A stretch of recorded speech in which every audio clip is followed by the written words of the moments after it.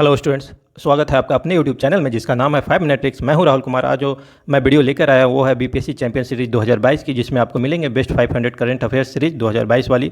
ये जनवरी से अगस्त तक को कवर करेगी। ये पार्ट 5 है, भाग 5 है। तो चलिए, सबसे पहले वीडियो को शुरू करने से पहले आदियोगी महाशिव को नमन करते हैं, प्रणाम करते हैं। और ये देखिए स्लाइड में आपको दिख रहा है कि टोटल 20 क्वेश्चन इसमें कवर करेंगे, वो भी ट्रिक के साथ, ताकि आपको एक बार ही वीडियो देखकर पूरी की पूरी 20 क्वेश्चन आंसर समेत याद हो जाए। तो चलिए, देर न करते हुए पहली जो क्वेश्चन है वो देखते हैं हम। Vice chairman of NITI Aayog replacing Rajiv Kumar. जो नए नीति आयोग के वाइस चेयरमैन बने हैं वो कौन है?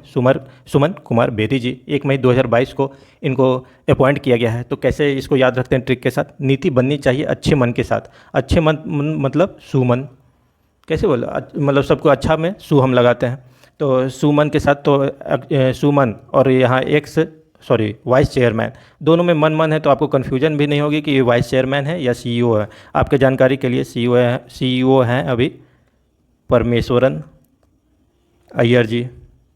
उसको भी देखते हैं आगे के क्वेश्चन में।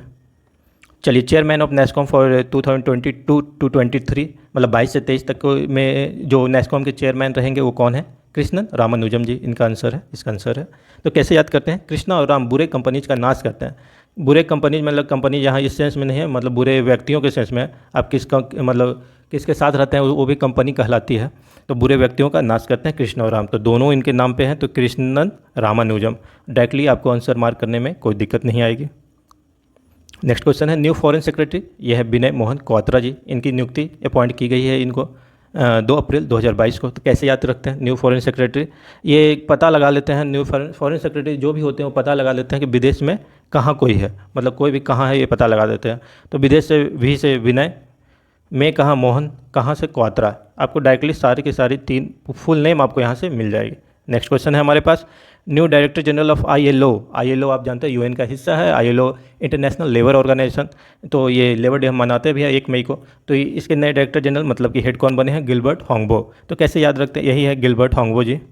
तो देखिए, लेबर्स हमेशा गिल्ट में रहते हैं। जैसे यहाँ पे देख रहे होंगे लेबर्स, उनको कई तरह की परेशानियाँ मेनली फाइनेंशियल रहती है, जिसके कारण फैमिली को संभालना, उनको एजुकेट करना, सब कुछ मेंटेन करना थोड़ी सी मुश्किल रहती है, इसलिए वो गिल्ट में रहते हैं। ये मान के हम लोग चलते हैं।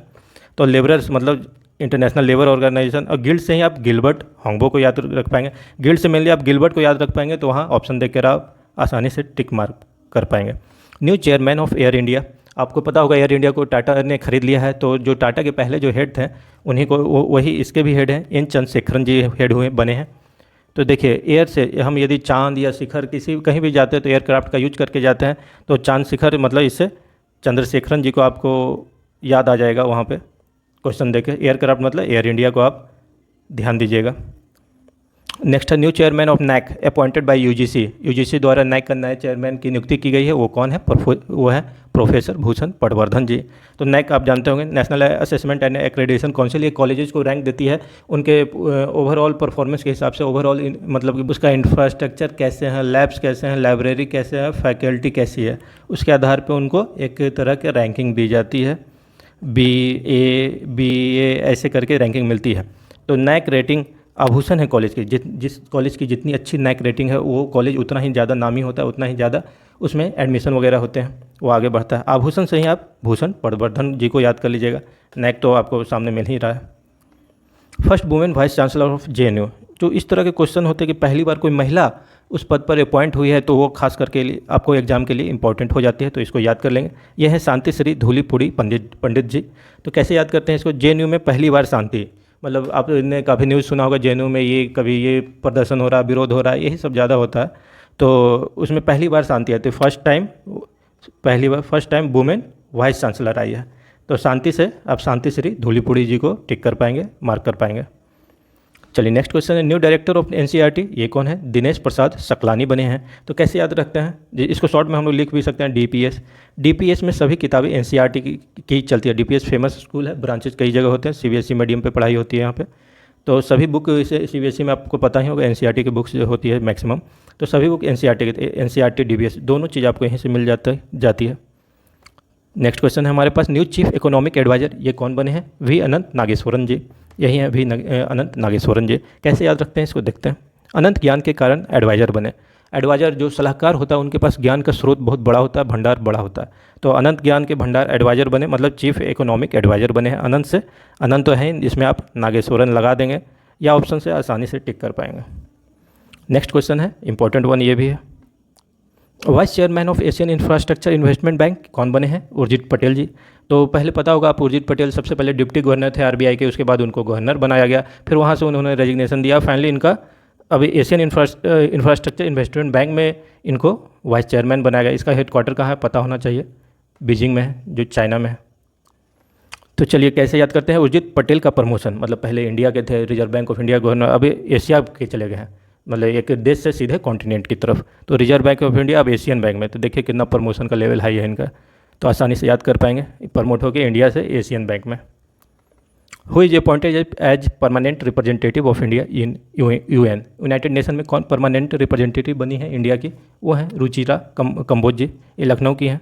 और ये आपका एक बहुत ज़्यादा इंपॉर्टेंट क्वेश्चन भी बनता है कि यूएन में परमानेंट रिप्रेजेंटेटिव, ये बड़ी एक तरह की पोस्ट होती है, बड़ी नियुक्ति होती है, तो इसको आप याद करेंगे ज़रूर से ज़रूर।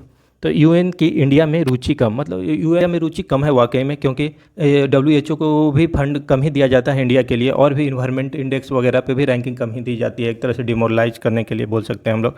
तो रुचि कम से हम रुचिरा कंबोज जी को डायरेक्टली याद कर सकते हैं। तो हो सकता है अब ये बने हैं तो अच्छे से रिप्रेजेंट करें, तो हमारे में यूएन की रुचि बढ़ जाए इंडिया में। नेक्स्ट क्वेश्चन हमारे पास, new CEO of NITI Aayog. देखिए हम लोग वाइस चेयरमैन तो पढ़ ही चुके हैं ऊपर में, जो अच्छे मन से हम लोग को नीति बनानी चाहिए, मतलब सुमन से, सुमन बेरी जी थे। अब देखते हैं ये परम ईश्वर का आशीर्वाद लेकर नीति बनाए, मतलब कोई भी पॉलिसी हो, नीति हो, आशीर्वाद मतलब भगवान का प्रे करके ही बनाना चाहिए। परम ईश्वर से डायरेक्ट आपको परमेश्वरन अय्यर जी मिल जाएंगे।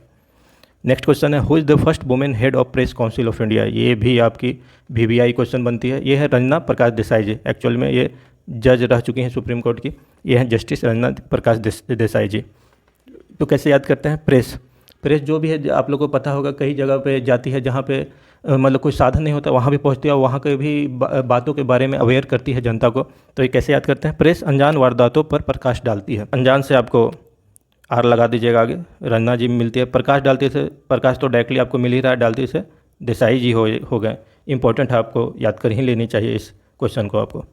Head of delimitation commission of Jammu and Kashmir, जो जम्मू एंड कश्मीर के बाउंड्री के लिए बनाई गई थी, जो स्टेट से उसका कन्वर्जन किया गया था यूनियन टेरिटरीज में, तो बाउंड्री जो उसका एक तरह से बनाया जा रहा था, तो उसकी कमेटी की हेड कौन थी? ये भी जस्टिस रंजना प्रकाश देसाई जी थी, जो कि पिछले क्वेश्चन का आंसर था, यही है वो। तो J&K की नई रचना, मतलब पहले स्टेट थे, अब उसे यूनियन टेरिटरी के रूप में कन्वर्ट किया गया है। जम्मू कश्मीर अलग, लद्दाख अलग, 2 यूनियन टेरिटरी में बांटा गया। रचना से आप रंजना जी को आसानी से याद कर पाएंगे, रंजना देसाई जी को। यहाँ देखिए ये जम्मू का हिस्सा हो गया, ये पूरा कश्मीर का है, लेकिन ये इतना जो पार्ट है वो पीओको ने, मतलब पाकिस्तान ने कब्जा किया है। ये पूरा हिस्सा Ladakh as a union territory बनाया गया है, लेकिन इधर भी चाइना का कब्जा है। तो इस तरह से बाउंड्री की गई है, डिलिमिटेशन J&K का किया गया था। First women MD and CEO of union bank, ये भी जहाँ भी फर्स्ट वुमेन वाली बात आती है वहाँ पे आप खास करके गौर करेंगे, उसे याद जरूर करें। 3 जून 2022 को इनकी पद पर नियुक्ति की है। ये है A मनी मेखलाई, तो यही है वो मैडम। तो यूनियन बैंक में मनी लाई फर्स्ट टाइम ये हुई हैं, तो पहली बार मनी लाई, इस तरह से आप सोच सकते हैं। मनी लाई से मनी लाई को डायरेक्ट आप लिख सकते हैं, बीच में खाली मेखा लगा दीजिए, मनी मेखा लाई जी, डायरेक्टली आपको आंसर मिल जाएगा। यूनियन बैंक के फर्स्ट लेडीज MD या CEO है। Consecutively second time head of national commission for schedule caste NCSC कौन बने हैं? विजय संपाला जी। सेकेंड टाइम लगातार ये दूसरी बार बने हैं। तो कैसे याद करते हैं? शेड्यूल कास्ट को भी विजय और संपदा मिले। जैसे ओवरऑल डेवलपमेंट हम चाहते हैं एज ए नेशन की, तो नीचे से लेकर ग्रास रूट लेवल से जो भी व्यक्ति उस लेवल पे है, उससे लेकर ऊपर तक डेवलपमेंट होना चाहिए, तभी डेवलप होगी। तो शेड्यूल का जो अनुसूचित जाति वो काफ़ी पीछे रह चुके हैं, मार्जिनलाइज्ड है, तो उसको भी ऊपर उठना चाहिए। वो उसको भी विजय और संपदा मतलब धन दौलत वगैरह मिलनी चाहिए। विजय संपदा मतलब संपाला, डायरेक्टली आपको यहीं से याद हो जाएगी ये। नेक्स्ट क्वेश्चन है MD and CEO of Infosys, ये कौन बने हैं? सलील पारेख जी। तो देखते हैं, इन्फोसिस नामी कंपनी है सॉफ्टवेयर के। तो इन्फोसिस की सॉफ्टवेयर एक पर एक है, ये धांसू है काफ़ी। बैंक्स में भी जो चलती है, जिस पे बैंकर्स काम करते हैं सॉफ्टवेयर पे, वो भी इन्फोसिस द्वारा ही बनाई जाती है ज़्यादातर। तो इन्फोसिस की सॉफ्टवेयर एक पर एक है। सॉफ्टवेयर एस से आप डायरेक्टली सलील जी को याद कर पाएंगे, एक पर एक से पारेख जी, पूरा नाम यहाँ से याद होगा आपको। चेयरमैन ऑफ CBDT ये कौन बने हैं? नितिन गुप्ता जी। तो CBDT का नाम आएगा टैक्स। तो टैक्स बचने के लिए हम लोग क्या करते हैं, पेट्रोल ना खरीद कर CNG से अपना गाड़ी चलाएंगे। तो CNG में C for CBDT, N for Nitin Gupta, N for Nitin, G for Gupta. तो CBDT का दिमाग क्वेश्चन आते हैं आपके सामने, CNG आनी चाहिए, उससे आप आंसर टिक कर पाएंगे। नेक्स्ट क्वेश्चन है 25, chief election commissioner of India, ये कौन है? राजीव कुमार बने हैं, 15 मई 2022 को बने हैं। 20 क्वेश्चन भी यहीं पे है। Deputy election commissioner of India, ये बने हैं राम कुमार गुप्ता जी।